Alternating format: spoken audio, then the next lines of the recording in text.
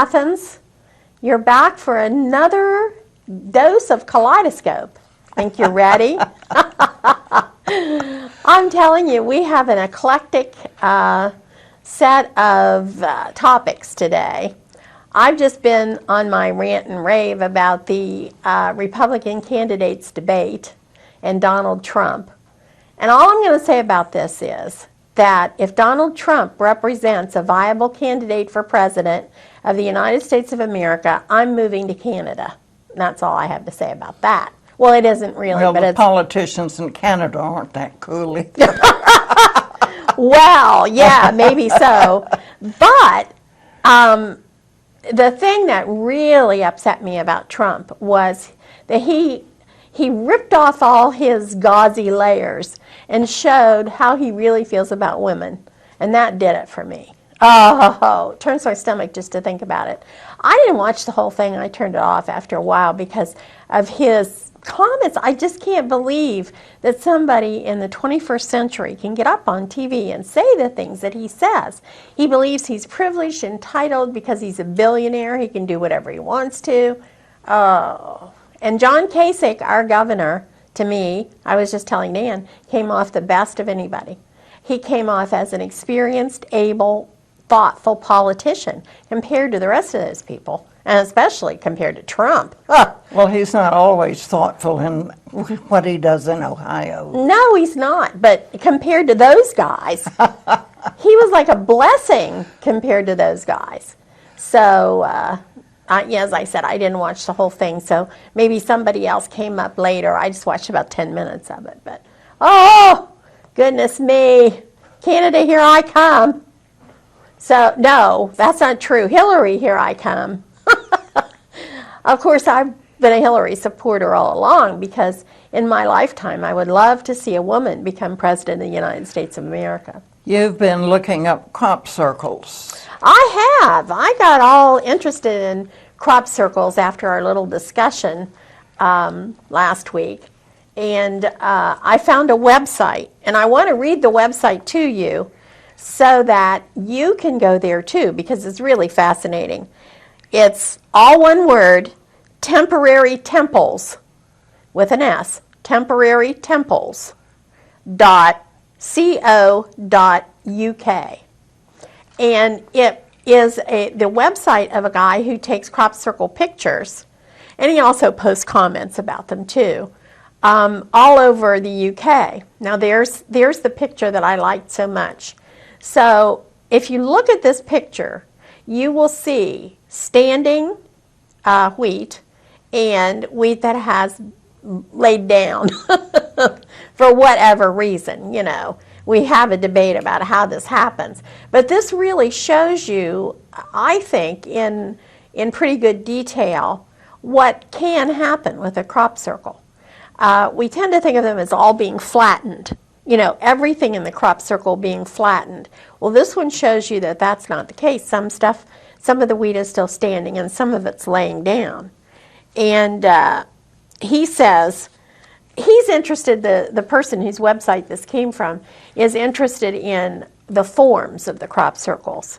And he says, this spectacular crop circle lies between Alcester and the small village of Hazelore, just off the A46 Stratford Road in the county of Warwickshire, and was reported on the 19th of July. That means this year. This is 2015 photo.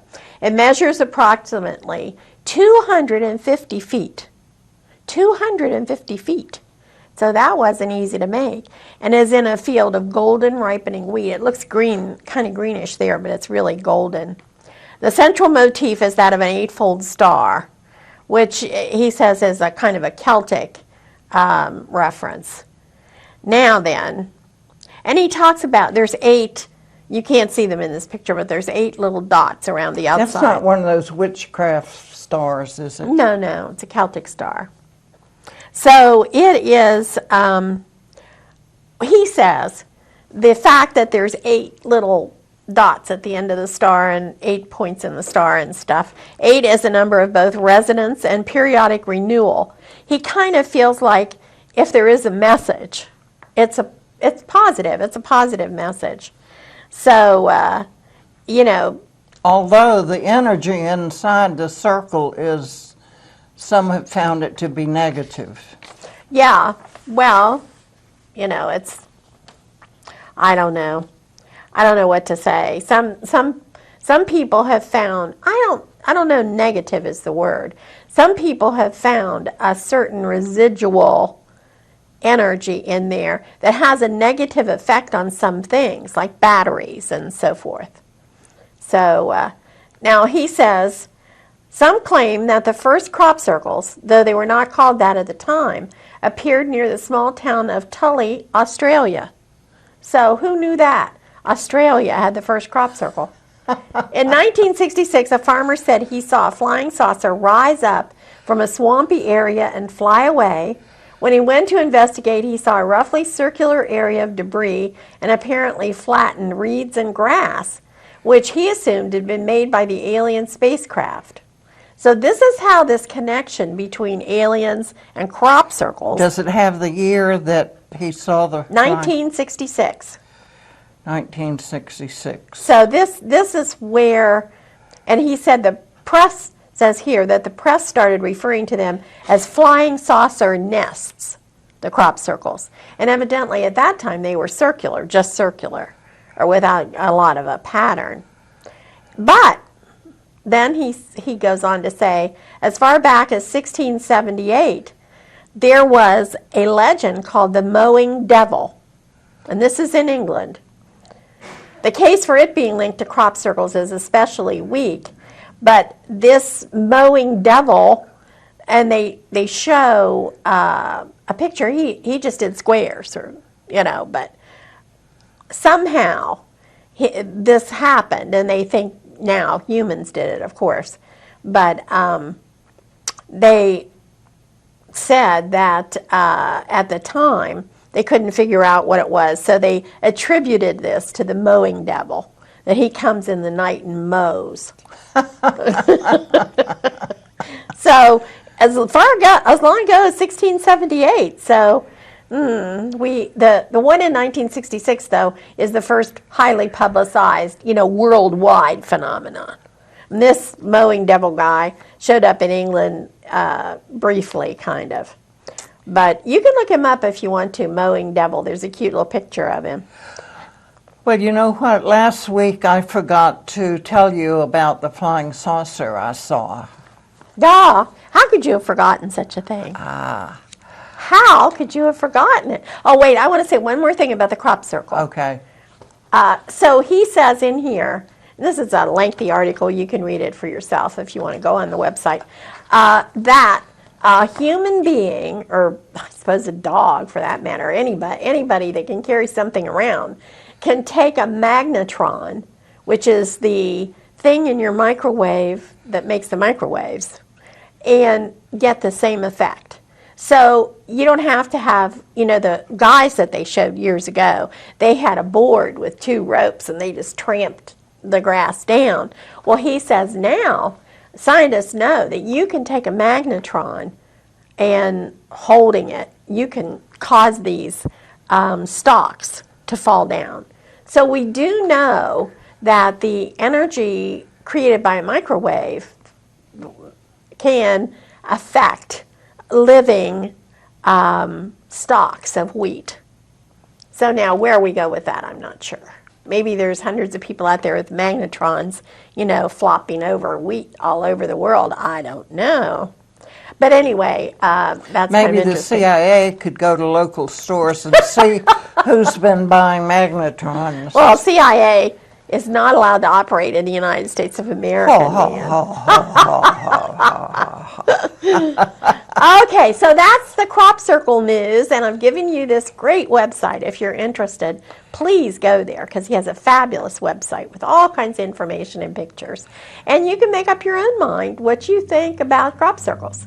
So now we're going to go even further out into the realm of the Ooh. right, I don't have my comb, so I can't make that noise. Woo! With Nan and her flying saucer, which she claims she actually saw in Athens, Ohio. Not in Athens, Ohio. Oh, where were you? Yeah. Charlotte, North Carolina, in a drive-in movie. Uh-huh. And there was this ball of fire about the size of a nickel. I mean, filled up my eye space. But it didn't go down like shooting stars do. It just went evenly over the horizon without going down. And it went fairly slowly. And we looked in the newspaper the next day, and they said something had been sighted, but the explanation they gave was ridiculous. There was just no way that was that. So I don't know, but later on in this program, we're going to have some footage of the work on Richland Avenue. And in there, I just happened to accidentally pick up a UFO in the background. So when we get to that, you'll have to have a look. Wow. A UFO in Athens, Ohio, and I missed it. Ah. One other thing I wanted to bring up. You said you hadn't heard of dowsing. Well, I mean, just vaguely. I wasn't really sure what it was. Well, and looking in the freebie section at the Athens Public Library, I found several years of a digest called The American Dowser. And actually, if you remember a long time ago, if you had a pregnant woman and you put a quarter on a string and asked if it was a boy or girl, and one way would go boy and the other way would go girl. Well, they use dowsing for a number of things. They use it to find lost things. They found, just a whole lot of things that dowsing is just kind of an accessory that a good dowser can use to get in touch with the answer to the question they ask. The questions and the way they frame it is very important. But that's almost like the Ouija board. Yeah. What's the dowser holding? I know they hold something. Well, some of them hold what I described, something on a string. The others use some combination of coat hangers and something, and I couldn't get a real good handle on that. And some of them use something that's split in the wood, but again, I couldn't get a handle on just how that's used. But anyway, I thought that was very interesting. Well, and I remembered, I saw Russell Crowe's most recent movie called The Water Diviner, and he's a dowser in that movie in Australia. And he uses it just to find water on his own land. I mean, it's just something that he can do. And then it's just before the First World War. The First World War comes about, and all three of his sons actually enlist and go to the war. And if you know anything about the tragedies of the First World War, there was a terrible slaughter of Australians. And that's something they've never forgotten in Australia, that's for sure. So anyway, they tell him that his sons are missing, presumed dead, because like thousands, 25,000 people were killed or something like that. And his wife wants their bodies back, but they don't know, they can't send back a body because there's so many different ones. They don't know who's buried where, it's just a big mess. So she commits suicide, and that causes him to say, I'm going to go and find those boys and bring them back. And the way that he finds the grave or verifies that it's his son's grave is by dowsing. Wow. Yeah, it's really interesting. I don't know, I really didn't look it up online to see if there's any truth, if that really is taken from a true story. But it's really interesting. Because he's Russell Crowe, You know, he's a very masculine, down to earth. He's not one of these woo-woo guys at all. This just, like you said, this is just something that he can use, like in his daily life, and to help his neighbors. But he's not, he doesn't think he's got, you know, like extra powers or anything like that.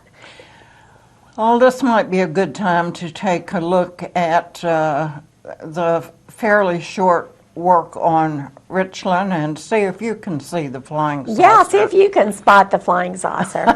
I can't wait. I tell you what, I'm excited.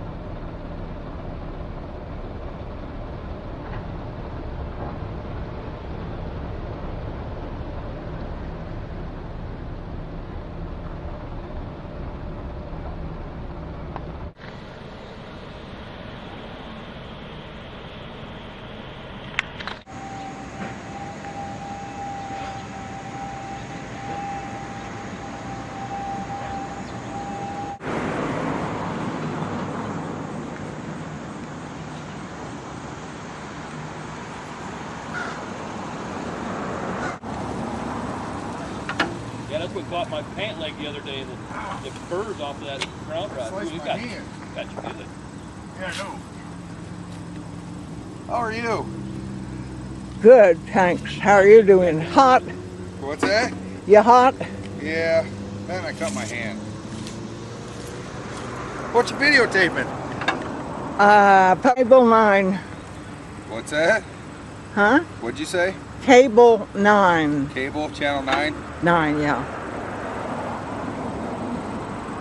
I wish I'd gotten more of it, but it was so hot.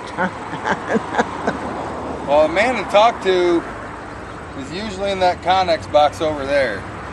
That's Terry Perry. That's who you want to talk to. Yeah, we'll write that. Ma'am, I'm going to have to ask you to move now.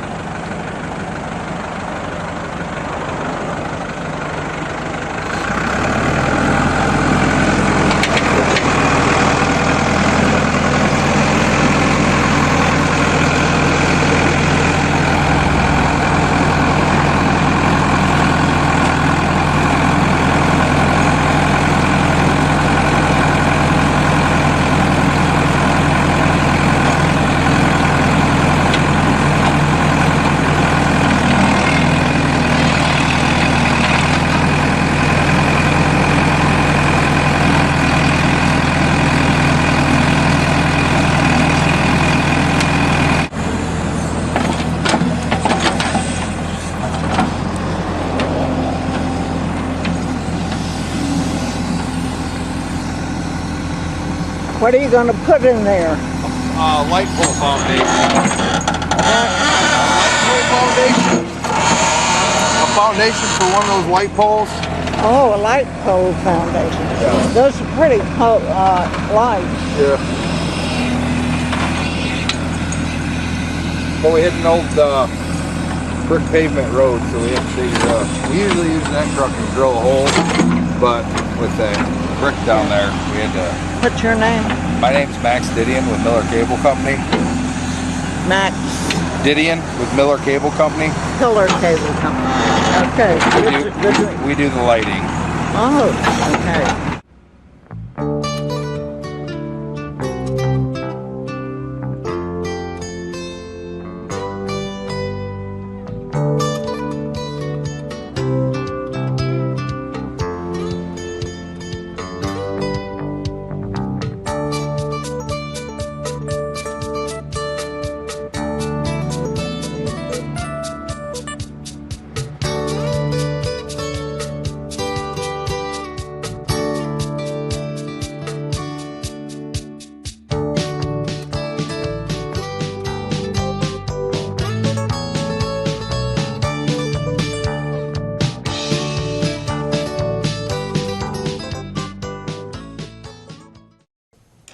So I guess now you believe in flying saucers. What it was is looked like, I didn't notice it until I played back the tape, but one of them looked like a single flying saucer, and then a little bit later there was this whole flotilla of them above the machinery. It's interesting because I think that is interesting because I think that's the way a lot of them are seen, is that people play back video. They don't see them at the time necessarily, but when they play back videotape, I've heard people interviewed that said the same thing. Like, I didn't even have any idea that that was going to be on there, and then there it is. So, well, not to change the subject, but to change the subject. Do you know anything about lucid dreaming? Not much, no. We talked a little bit about this last week, didn't we? Lucid dreaming evidently is something real, maybe as opposed to astral projection. Yeah. But lucid dreaming, they have found that the brain waves differ from REM sleep when someone goes into a lucid dream. And that is knowing you're dreaming while you're dreaming. Mm-hmm. And the trick of that is that if you realize you're dreaming while you're dreaming, you can go any place in your dream. So that's probably how it gets mixed up with astral projection, in which, well, I needn't tell them about that. Well, it's Yeah. you project yourself out of your body, right? In that. Or it just happens, and so your body goes away, and you have to get back within a certain time. If you don't, it's the end for you. Oh gosh. Well, I think I prefer the dreaming idea. Well, what I found was an earlier dream segment in which it was taken at a dream conference in Santa Fe, and a psychotherapist is relating how one of her patients had the same dream, in essence, that she did. And she reports on several others that do that also, but the others were hesitant to let their name be associated with what happened. So, Oh, sounds interesting. yeah, we can take a look at, And of course, the conference was in Santa Fe. Of course, it was right. home of the woo-woos, or many woo-woos. So let's take a look at this and see what we think. Ha ha. Our final speaker is Dr. Tanya Wilkinson, who's on the core faculty of the psychology doctoral program at the California Institute of Integral Studies, and teaches Jungian theory and the psychology of women, as well as a course in creation. It's a great pleasure to welcome her. She'll speak on synchronous dreaming. Just while you come off, you can take copies.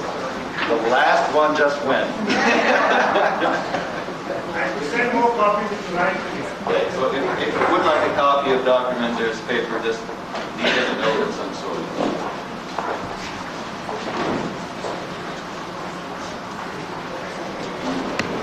Okay, I wanted to just make one correction to the program. The name of my paper is Synchronous Dreams in Psychotherapy rather than just Synchronous Dreams. I wanted to make that correction because, of course, synchronous dreams occur in all kinds of relationships. Sure. And also, how's that? Is that better? Getting better. Yeah. How's that? All right. Feels like it's attacking me. I don't know. Okay, I just wanted to. Can you hear now? All right. I just wanted to make a correction that the paper should be called Synchronous Dreams in Psychotherapy. Synchronous dreams occur in a lot of relationships, but the only ones I have really studied for this purpose of this paper occur in psychotherapy, so I just wanted to clarify that. I want to begin by telling you two dreams. A colleague of mine, a psychologist, had a dream in which a rat had attached itself to the soft connective tissue between her thumb and first finger on her left hand. It was biting here. And it was quite painful. It was biting down very hard, and she was tempted. She felt in the dream, what I should do is fling my arm back and forth in an attempt to fling the rat off. She realized that that would probably not work, and she also realized that the rat was terrified. And so she stroked the rat to calm it down, and eventually was able to get it to relax its mouth and detach it from her hand. And that was the whole dream. 2 days later, she was seeing a client in psychotherapy, and he told her that 2 nights previously, the same night she had had her dream, he had dreamed that a rat had attached itself to the soft connective tissue between the thumb and first finger of his right hand, and that in fact he flung it back and forth in a desperate attempt to get the rat to detach and fly off of his hand, and that out of nowhere a hand came and stroked the rat and calmed it down and detached it from his hand. Now, if you're like me, you feel sort of awestruck when you hear a story like this, assuming it's told to you by a reputable person that you believe, which my colleague was. And since I began researching dreams of this kind that occur in psychotherapy, I've heard 9 such stories, and each time I hear a story, I feel sort of thunderstruck. You know, what can this possibly mean?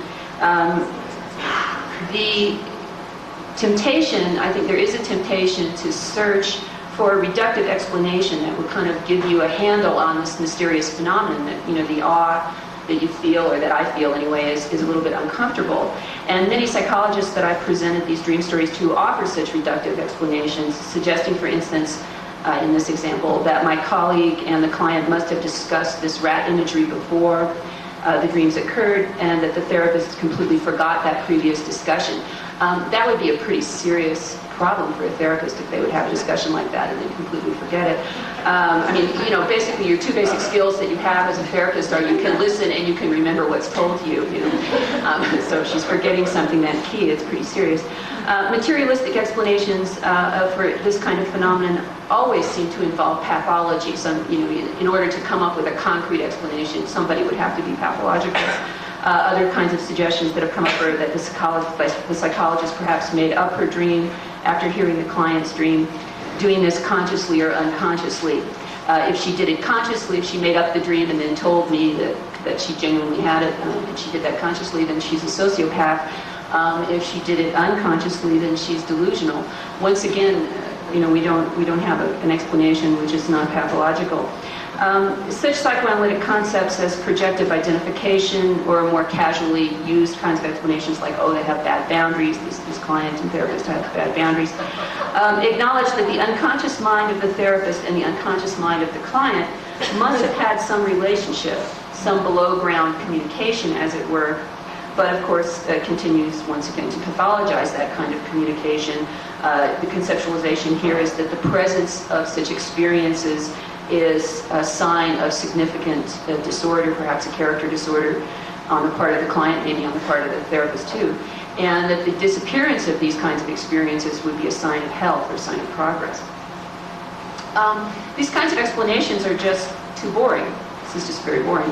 I want to believe that the experience of awe is a valid type of knowing. In other words, that the presence of awe in my reaction to a phenomenon means something real about the phenomenon, and that since most people, I think it's fair to say most people, when they hear stories like this, do have that kind of response, that means something real about the phenomenon, and consequently a reductive explanation which destroys the experience of awe is an explanation which ignores something important about the event.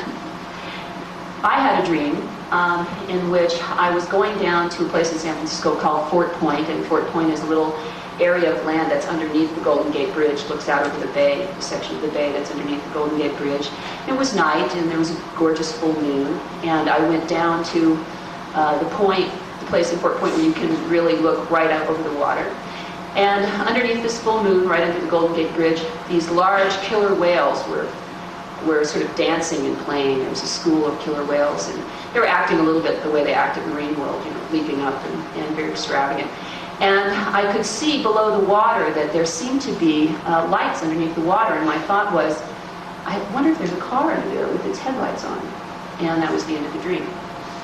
A few days later, a client, you know, you can see what's coming here, but a client came in to see me in my psychotherapy practice, and he said that he had dreamed that he had been driving down Fort Point, and it was night, beautiful full moon, and that he came to Fort Point, and instead of stopping and parking and looking at the bay in the moonlight, he went straight off the edge, hit the water, sank down to the bottom of the bay, and his headlights were still on. And so that he was sitting at the bottom of the bay underneath the Golden Gate Bridge with his headlights on, and it was an old Volkswagen Bug, so it was an airtight, so water didn't come in. You remember the old commercial that the airtight Bug? So he had a little while before he drowned, and that he realized as he was sitting there at the bottom of the bay that killer whales were gamboling all around him, leaping up and down. Well, I was more than thunderstruck. I was actually terrified. It was one of those moments, although I've been in practice quite a while, where you say to yourself, you know, if I could just kind of hold on, thank God it's only 15 minutes, and then I call my consultant and ask her what the heck this means. And I never did come to understand fully what it meant in terms of that client, but it was the obvious impetus for beginning to collect these stories and try to understand what was happening in psychotherapy when these things happen. I want to have some sort of cognitive relationship to these kinds of events. I'm uncomfortable with the idea that my intellectual concerns are somehow dissociated from these kinds of events. And so I'm looking for an open-minded or open-ended conceptualization that can allow my intellect and my feeling of awe to relate to one another in my efforts to understand these kinds of experiences. And that's my prejudice in the paper, that's my bias. For the purposes of this paper, synchronous dreams are those in which the therapist and the client experience strikingly similar dream imagery on the same night, without any discernible or trackable link, no tangible event which could account for that. In order to be included in this discussion, in this paper, the therapist must have written down his or her dream before hearing the client's dream.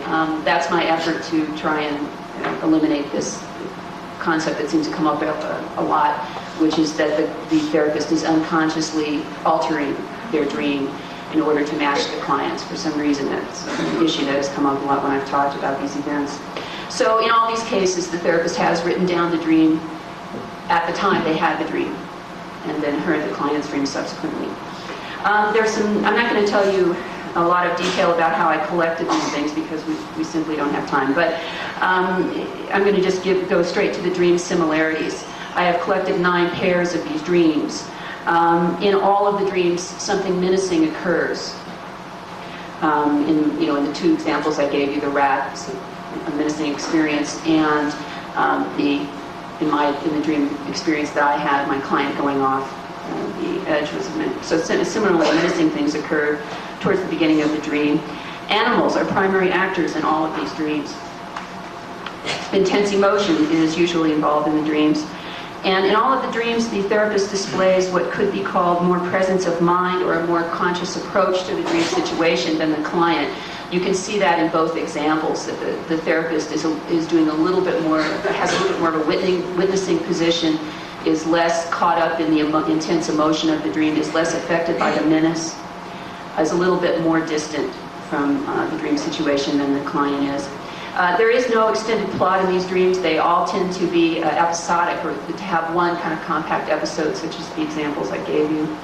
Neither the client nor the therapist are aware of each other within the dream, nor when they have the dream do they spontaneously associate the dream with the therapy relationship. So this is a situation where the therapist only begins to think of the client when the client tells the matching dream, the synchronous dream.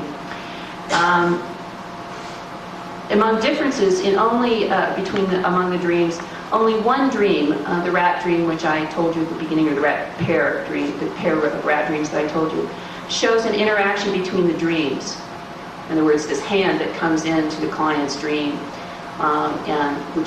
and does the same thing which the therapist is doing in her dream on the same night. This is the only sign of interaction, although once again, neither the client nor the therapist were aware of that as an interaction at the time of the dream. In other words, when this hand came in, the client didn't think to himself, oh, it's my therapist's hand. The settings vary.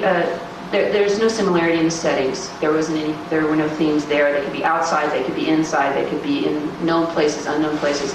Some dreams were set kind of nowhere in particular. People were so focused on the action that they didn't even notice the setting. And there may be other people. There may be people in the dream, other people in the dream, or there may not be. Typically, the dreamer is interacting with the animals in the dream rather than other people.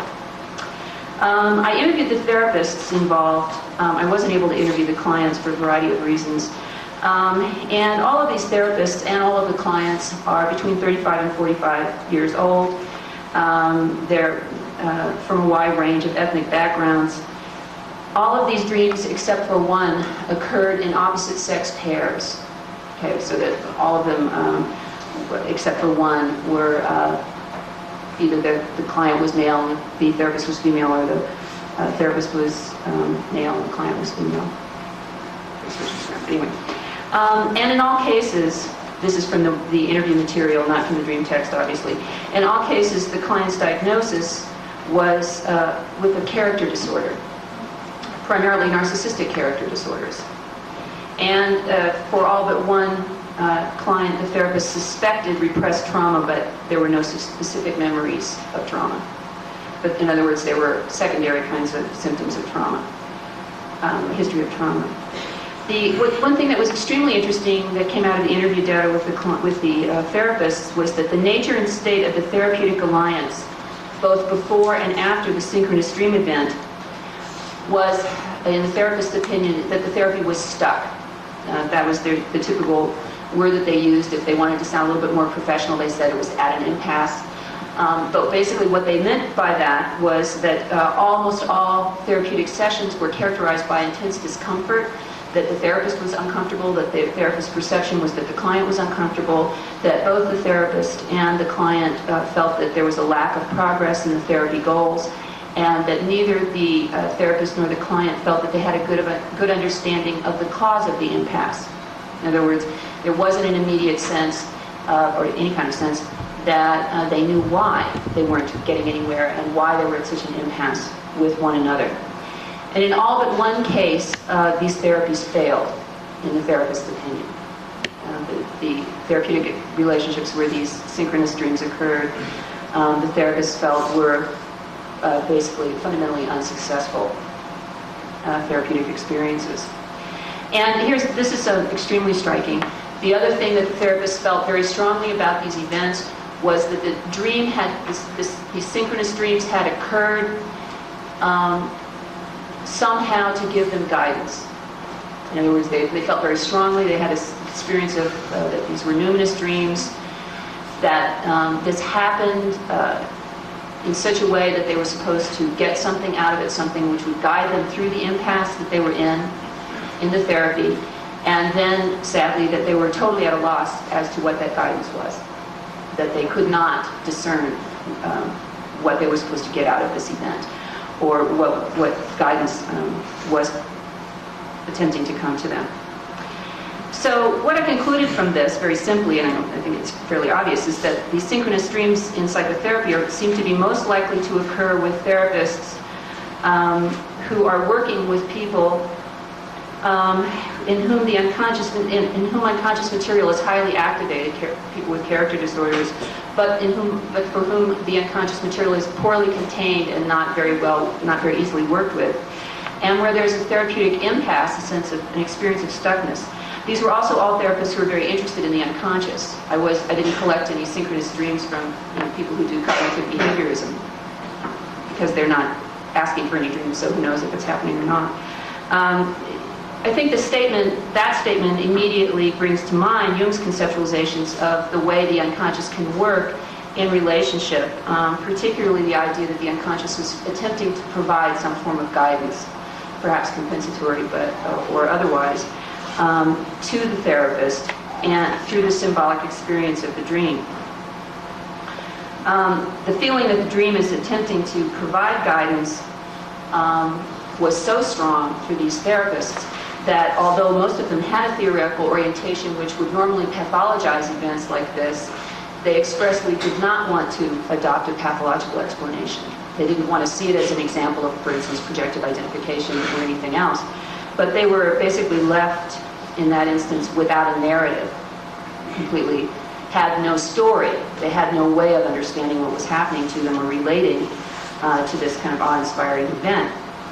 Synchronicity requires that one see the world as a unified field in which subject and object are fundamentally one, in which subject and object are different manifestations of a fundamental reality, what Jung called the unus mundus, or one world, in which matter and psyche are not yet differentiated. The synchronous event brings you to that place where these connections and relationships have occurred without any visible or concrete medium. And these therapists, the therapists who had these experiences, could not see the world that way, and were really could not accept the synchronous event. I think that I just want to read a quote from David Bohm here, the physicist, which I think kind of conveys how you would, a way you would have to kind of consider the world in order to make sense out of an experience like this. He says, and this is a quote from Bohm, where he's discussing the implications of quantum theory.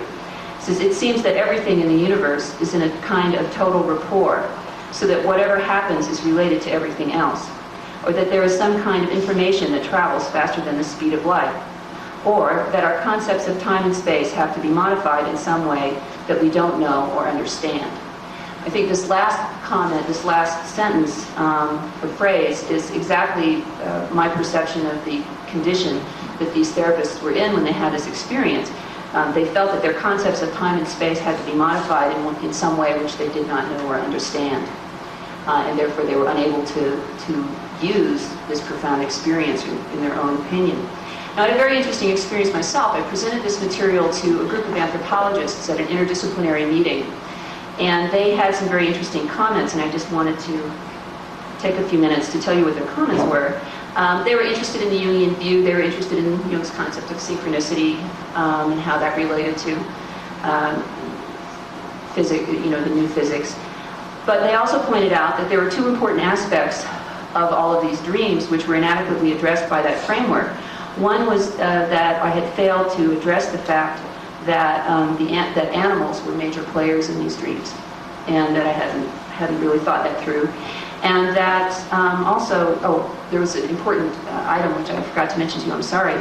I hope you remember. I said all but one of these 9 instances the therapy failed. The one instance where the therapy did not fail was the instance of the first dream that I gave you, the 2 rat dreams. And that was also the only dream in which there was some interaction, some discernible interaction between the therapist's dream and the client's dream. And so looking at those 2 issues, that fact and the fact that animals occur as major players in all these dreams, the anthropologist that I presented this material to suggested that shamanic narratives might give me an interesting sense or an interesting way of understanding these dreams. And I'll just comment on that very, very briefly. The basic notion here is that the therapist and the client have unknowingly come into a relationship similar to that which shamans sometimes have with patients, a relationship in which healing takes place in a shared dream time. But in these instances, the therapist is insufficiently trained in that particular use of dream. Malcolm Margolin in The Way We Lived quotes the following dream fragment of a Mojave shaman's dream, quote, "A buzzard came and sang a song to me, and he said, when you sing and blow your breath at the darkness of disease in your dreams, it will disappear." Margolin's comment is, quote, "Dreams like this are possible only with a people among whom dreaming was more than an uncontrolled and random activity of the mind, but for whom it was an important and well-cultivated art." Obviously, these therapists had no opportunity to cultivate that art. In fact, the usual art of dream interpretation that they had been trained in, they refused to apply to these dreams because they felt it would destroy the felt experience of the dreams. Eliade states that the shaman's instructions often take place in dreams, and it is in dreams that the sacred life is entered and direct relations with God's spirits and ancestral souls are reestablished. It is in dreams that historical time is abolished and mythical time regained. I think that may account for the guidance element that all of these therapists experience so deeply, in the sense that perhaps that something from this mythical time was trying to give them an instruction which they failed to take for the most part, except in this one instance. A final just interesting note that I'll give on this, collecting this data, is that I had called all of the therapists. So this is data that I had collected over a number of years, and I called all the therapists involved to tell them that I was trying to put together a paper. I was working on a paper about synchronous dreams, and with the exception of the woman who had the rat dream that I told you was the very first dream, all of the therapists involved forbade me to quote their dreams in the paper. They didn't want the dreams written down or disseminated to anybody else, and that was a very interesting experience. For some of them, it seemed to be that this felt like such a sort of numinous event that they didn't want it written in an academic paper, but for about an equal number of others, they seemed to feel ashamed of the dream and feel that if it was presented in a professional context, that it would be pathologized, which perhaps, I don't know if that was a fair fear or not, but it was an interesting kind of experience for me to get that reaction from them. It was okay with them if I discussed the sort of general findings, but not to quote the dreams themselves. Maybe that's why you didn't understand.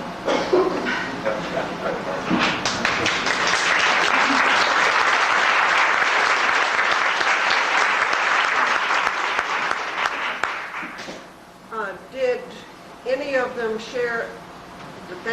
dream with their client? Oh, thank you for asking that. Yeah, that's important. I had left that out. No, none of them shared the dream with their clients. They were so nonplussed by the experience, and also these were very volatile clients. And that's an interesting part of this whole situation.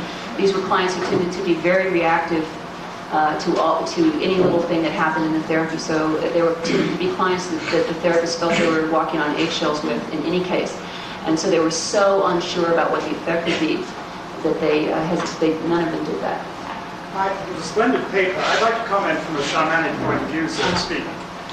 In all traditions of shamanism that I know, shared dreaming is an actively practiced technique for knowledge and communication as well as for healing. These are all, in my book, in my mind anyway, examples of shared dreaming rather than a synchronicity in the sense of inner and external events matching each other. That's an interesting and related realm. But I work with an active circle of dreamers, and we regularly find ourselves participating in each other's dreams and sharing the experience. And of course, this becomes available as a tool to use for all sorts of purposes. But in shamanic traditions and in neo-shamanic groups today, for example, playing hide and seek in alternate reality, putting yourself into a lucid dream or light trance meditation, and looking for each other in a landscape chosen by one of you, is a regularly used device. Would obviously be very helpful to some of the therapists you're talking about if they had some information on this wider range and depth of possibility. Yeah, I don't know if you noticed at the end of that talk, a man in the audience spoke, and he said that he and some friends meet frequently in their dreams and play hide and seek. They pick something and then they will go and try to hide from each other in their dreams. Wow. So I had to leave that in, and he looks very normal and yeah, well, so did cultured. Ted Bundy. Huh? I said, so did Ted Bundy. You know, all kinds of, it is amazing. Now, don't compare him to Ted Bundy. Well, okay. This is a distinguished Brit, I'm sure. Well, I say that only to say that the persona, the human persona, can hide so many secrets, you know, as you work with people throughout your life, like Nan and I have, you begin to learn that behind any facade of anybody could be anything. Is the shadow. Well, maybe it is a shadow. There's some darkness sometimes. Carl Jung's shadow. That's right. part. That's right. Mm-hmm. That's right. You know, your bad self is always following you around like your shadow. And some of us can fight it off better than others. So, but having said that, I want to be clear that I don't think this dreaming stuff has anything to do with evil or, you know, any of that. I didn't mean to. Oh, thank goodness. I didn't mean to imply that when I said Ted Bundy. He was just the first person that popped into my mind because he's quite a famous serial killer, if you don't know who he is. And he was always described by people who saw him as a really nice guy. He was helpful to people. He was an ordinary-looking American guy that would offer you a ride in his car, you know, and there's pure evil behind that. So you just never know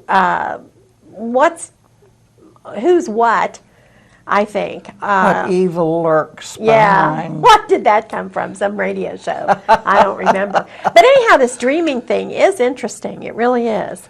You know why I like this is because it's an actual human being doing the actual thing. We don't have to imagine that flying saucers came down and radiated this guy and, you know, he had a dream. No, I mean, it's a real phenomenon that happens. And I go back to my thing from last week about energy. I think we all have different sensitivities to energy.